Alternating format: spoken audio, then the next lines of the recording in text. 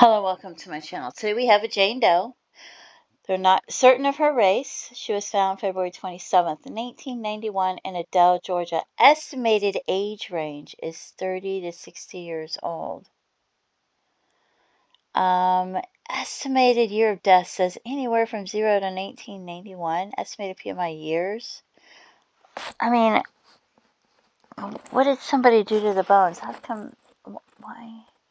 Why is it so far out that they're not sure of when the person died? No information is available of the circumstances of recovery. Does that mean they don't even have idea of the vicinity in the area of Cook County? You know, like sometimes they give you they pinpoint the location. You know, they give you the coordinates of where they found the remains. It says possibly historic or of no forensic significance. And so I went looking for missing persons. And so the first one I have is Taylor Dorminey. She went missing October 3rd, 1981 from Valdosta, Georgia. She was 30 years old, 5'3", 115 pounds. That's about 10 years prior to when the remains were found. And this is how far away it is. It's only, about 30-minute, it's only about a 30-minute drive from Adel, Georgia, depending on exactly where the remains were found. And she was last seen late in the night, Friday, October 2nd, early morning Saturday. Her purse and her vehicle were found at her residence. So, in a window of her residence was found to be broken out, and she hasn't been seen or heard from since. Strawberry blonde hair, brown eyes. And I just thought, wow, that's pretty close to the location of where the Jane Doe was found. So I thought I would list her first. Now we're going to the next Jane Doe, or missing person, sorry. The next missing person we have went missing from Albany, Georgia, May McMurphy. And so you can see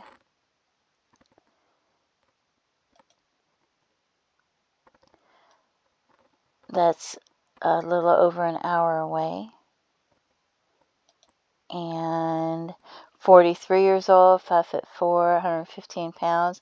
She arrived at Albany Technical College in Albany for class, called her husband, said she was getting her ride home. She was never seen again. And she was from Baconton. That's where she lived. So if I add that destination in, just to see where that is.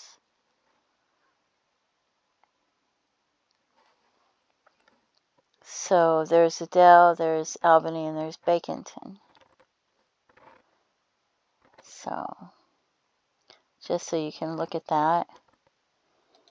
And brown hair, blue eyes, pink shirt, blue jeans, white shoes.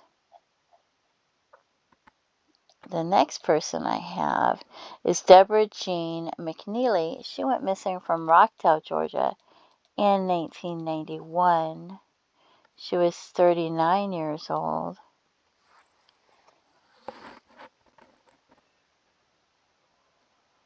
And that's like a little over 3 hours away. 1991, February 27th, so that's a month before the remains were found. 5'6", 155 pounds. Disappeared from 3736 Union Church Road sometime between 7:30 and 4:45 while her children were at school. Her children went to school. It looks like somebody kicked open the back door of her residence and a window pane in the door from the garage. So her back door of her home was kicked open and a window pane in the door from her garage is broken. There was blood found in the house and carport. Nothing was taken. A white pickup truck was seen in the area during this period. They're not sure if that was involved or not, but maybe. Her vehicle was found the next day in DeKalb County behind a high school. There was blood in the vehicle. The keys were left in the vehicle. Somebody put cash in plain view of what investigators believe was an effort to bait the vehicle for potential car thieves. There was money in it, the keys were in it, and it was placed behind a high school. Investigators believe that at least 2 people were involved in the abduction. She was living with her 2 sons and had been separated from her husband since November 1989. She and her husband were scheduled to finalize their divorce that same day that she disappeared. Strawberry blonde hair, brown eyes, pierced ears. So upsetting.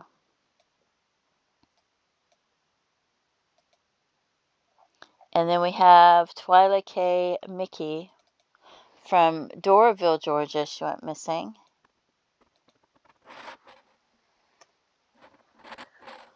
Which is a little over 3 hours away.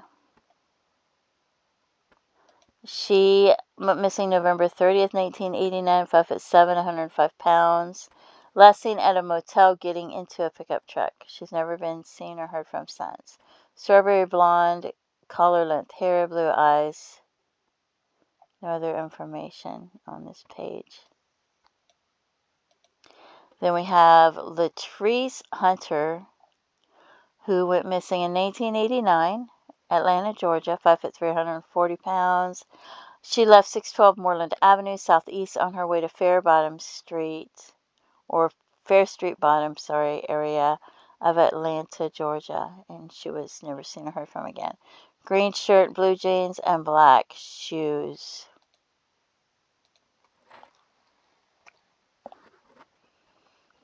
And that's a little over 3 hours away. Then we have Carolyn Ruth Banks from Dalton, Georgia. And that is about 5 hours away. She was 5'2" to 5'4", very petite, 120, 125 pounds, 33 years old.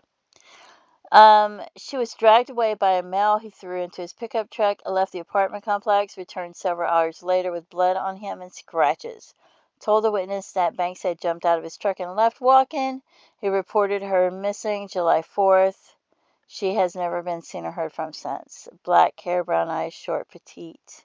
White short-sleeved shirt, blue jeans, brown sandals. And the next one I have is Del Pearl Smith, went missing from Columbus, Georgia. And that's about 2.5 hours away. In 1987, she was about 5 foot tall. Last seen by one of her daughters on Mother's Day. Not been seen or heard from since. Brown hair, brown eyes. And then we have Laura Hill, missing from East Point, Georgia. She was 30 years old, 5'3", 115 pounds.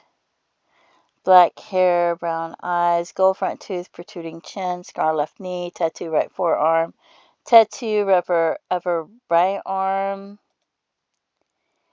And that's a little over 3 hours away.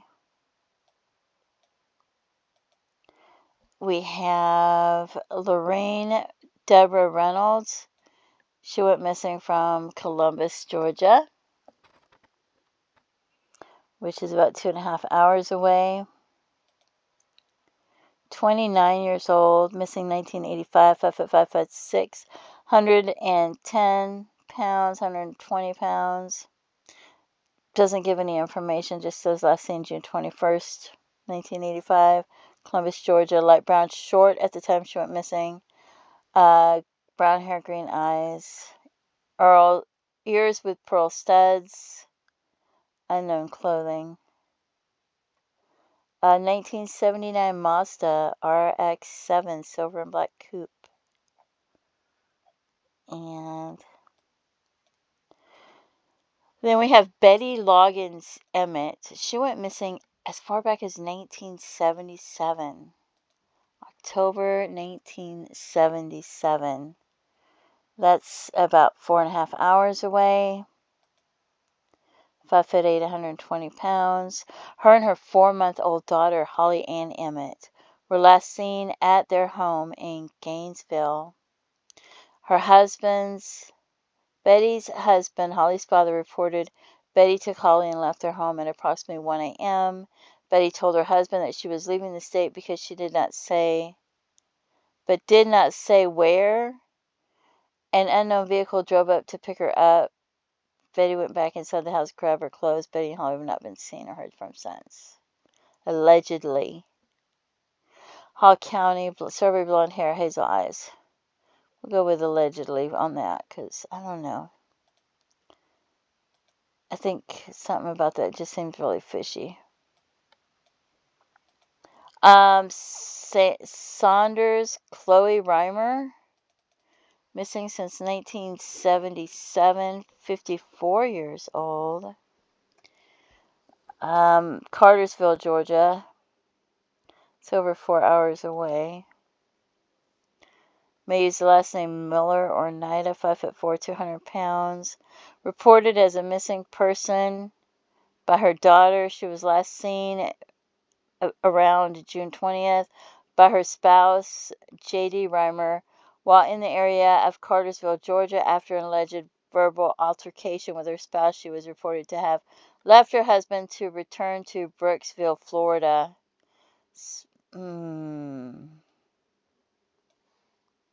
All right, hold on.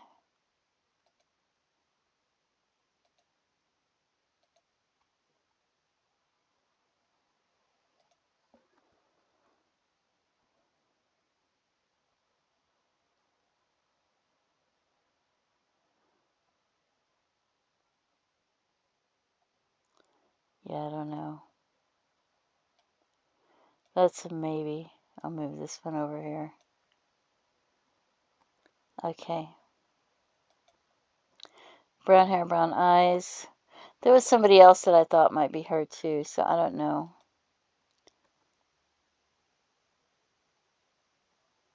It seems like the wrong direction, but... Okay, and then the last one I have is Patricia Alice Faulkner, and I didn't cover all of them that it could be, so... Those were just some of them. Marietta is over by Atlanta, so... Yeah.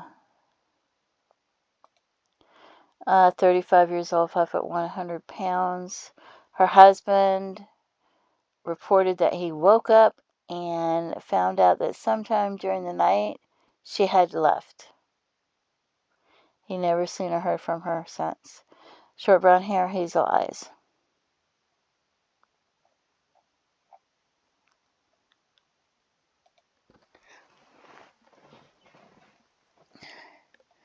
So I don't know. But this is the one that Taylor Dorminey, because if I was going to think it might be somebody, but then I'd have to go through and see all the missing persons that could be her to see which one I would think most likely would be her, so I'm not sure. It could be somebody that's not even reported missing. But, you know, you would expect it to be somebody in that area.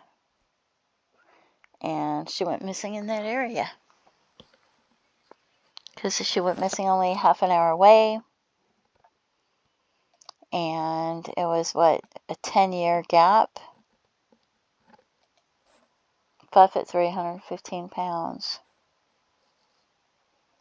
So that would be, you know, the first person I would think it might be. But who knows?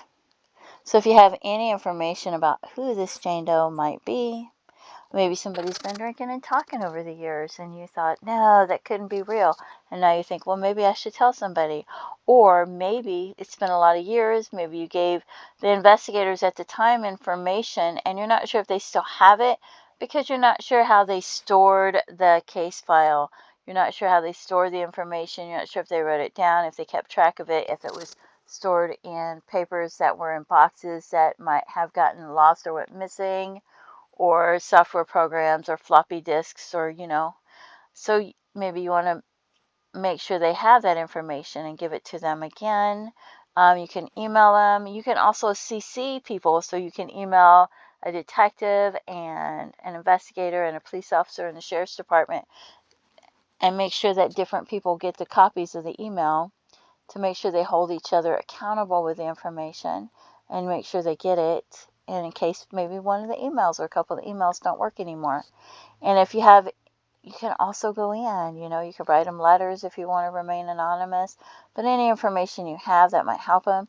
And as well as any of these missing persons, if you have any information about any of these missing person cases, even if you feel like you're not sure if it's relevant, you're not sure if it's important, just let them know, let them decide what they feel is relevant or important. And don't forget to pray for their families and their loved ones. Feel free to leave comments and have a blessed day. Bye-bye.